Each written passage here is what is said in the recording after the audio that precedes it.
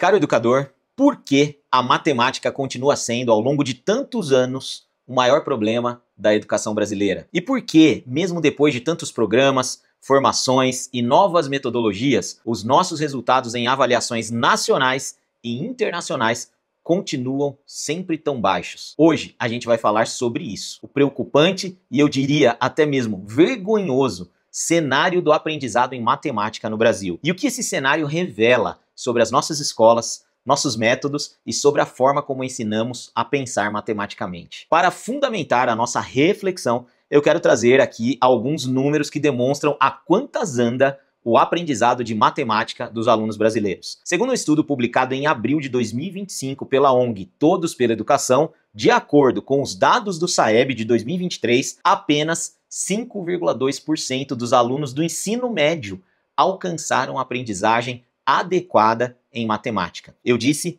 5,2%. Em outras palavras, de cada 100 estudantes que terminam o ensino médio, apenas 5 dominam o que deveriam saber de matemática nessa etapa da vida escolar. E ainda fica pior, 59% dos alunos estão abaixo do nível básico de aprendizagem dessa disciplina. Isso significa que mais da metade dos nossos jovens não conseguem resolver problemas simples de matemática, aqueles que envolvem raciocínio lógico, interpretação de dados ou operações elementares como soma e subtração. Se considerarmos o PISA uma avaliação internacional que compara estudantes do mundo todo, o Brasil segue muito atrás de médias dos países da OCDE em competência matemática. Na edição de 2022, por exemplo, nosso país amargou a 65ª posição nessa área, de um total de 81 países avaliados. Nós ficamos abaixo de países como a Colômbia e a Costa Rica, enquanto estudantes de Singapura, da China e da Coreia resolvem problemas matemáticos complexos, os estudantes brasileiros ainda lutam para compreender o significado de uma simples fração ou de uma porcentagem. E não pense você que a escola privada brasileira está imune aos maus resultados. Um estudo publicado pelo INEP, com os mesmos dados do PISA de 2022, mostra que alunos de escolas particulares do Brasil, apesar de terem resultados em matemática melhores que os da escola pública, ainda assim obtiveram uma média de apenas 456 pontos, ficando abaixo da média de 472 pontos dos países da OCDE. Mas afinal, quais são as raízes desse problema de aprendizado de matemática no Brasil? Por que os nossos alunos se desenvolvem tão pouco na matemática? O relatório mais recente do PISA, que é publicado junto aos resultados desse exame, aponta que o problema não é apenas de conteúdo, mas é também um problema de ordem emocional. O Brasil está, como já dissemos, entre os piores desempenhos em matemática do mundo, mas além disso, nós lideramos um ranking ainda mais alarmante, o ranking da ansiedade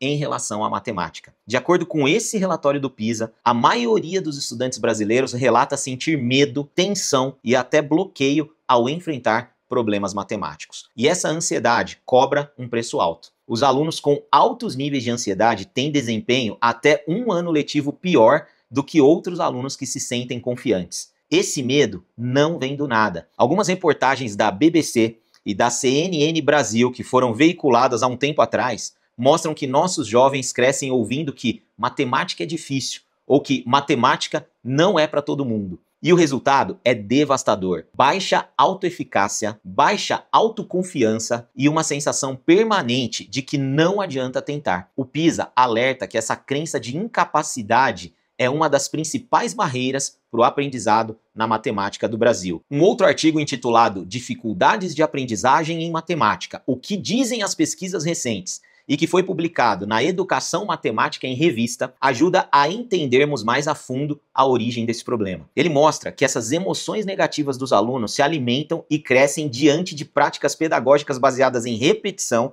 e memorização, em vez de significado e descoberta. As dificuldades começam cedo, nos conteúdos mais básicos, e se acumulam ao longo dos anos. Elas são reforçadas por problemas de leitura, falta de apoio familiar e ensino descontextualizado. O aluno aprende a fazer conta, mas não aprende a pensar matematicamente. E quando ele erra ou acredita que vai errar, a ansiedade toma o lugar da curiosidade. É um círculo vicioso. Quanto mais medo o aluno sente, menos ele aprende. E quanto menos ele aprende, mais medo ele sente. Diante desse cenário catastrófico do aprendizado de matemática dos nossos alunos, é natural nos perguntarmos: aonde estamos errando? O que está faltando em nossas escolas? Será que é mais formação docente, mais tecnologia, mais investimentos? Tudo isso é importante, mas talvez o que falte mesmo seja intencionalidade pedagógica. Ensinar matemática não é fazer o aluno repetir fórmulas, mas é estimulá-lo a pensar, é criar significado. Quando os nossos alunos entenderem, através de nós, que a matemática é uma ferramenta para compreender o mundo e não apenas para passar de ano, talvez esses resultados mudem. Mas para isso, nós, gestores, coordenadores e professores, precisamos dar o primeiro passo, que é repensar o sentido de ensinar matemática na escola. E isso significa formar para além da técnica. O Instituto Unibanco publicou um boletim que vamos deixar o link aqui embaixo para você acessá-lo, com cases de escolas que melhoraram o aprendizado de matemática dos seus alunos e viram a motivação crescer. Em geral, essas escolas adotaram metodologias ativas, laboratórios de matemática e trouxeram contextos reais para a sala de aula. Então, gestores e coordenadores, promovam a formação continuada dos professores de matemática, mas com foco no desenvolvimento do raciocínio lógico e na resolução de problemas com contextos reais. E professores, priorizem o significado sobre o procedimento. Aproximem a matemática do cotidiano do aluno, utilizando problemas que façam sentido na vida real, em vez de excursões exclusivas ao conteúdo formal. Isso vai ajudar a converter o não entendo em eu vejo utilidade. E ainda, invistam em implementar metodologias ativas e recursos lúdicos, principalmente nas séries e nos anos iniciais da educação básica. Jogos, desafios, competições e apoio no contraturno. Essas práticas aumentam o engajamento e a autoestima dos alunos. Lembrem-se, quando a escola entender que ensinar matemática é ensinar a pensar e não apenas a calcular, os números do aprendizado começarão a mudar. Eu te vejo no próximo vídeo.